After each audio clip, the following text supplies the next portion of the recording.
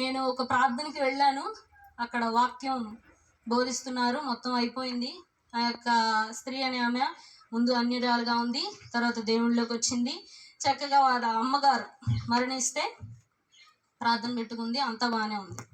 తర్వాత భోజనాలు పెట్టుకుంటారు కదా, మ్యాక్సిమం అందరూ పెట్టుకున్నారు, అయిపోయింది. ఆమె ఏం చేసిందంటే ఒక ఇస్తరాకు తీసుకుంది, దానిలో అన్నం వేసింది, వగైరా కూరలన్నీ వేసి పాయసం ఏమన్నట్టు ఒక గ్లాసులో పెట్టి సపరేట్గా నీళ్ళు ఒక దాంట్లో పెట్టి ఒక బయట పెట్టింది. నాకు డౌట్ వచ్చింది, ఎందుకు పెట్టింది ఇలాగా? ఎవరైనా వచ్చి తింటారా? ఎండలో వచ్చి తింటారా ఎవరైనా కూర్చొని? తింటారు. వెళ్ళి అడిగాను, ఏమండి బాగానే ఉంది, అన్నం ఉంది, సర్దారు, ఎందుకు పెట్టారు ఇక్కడ?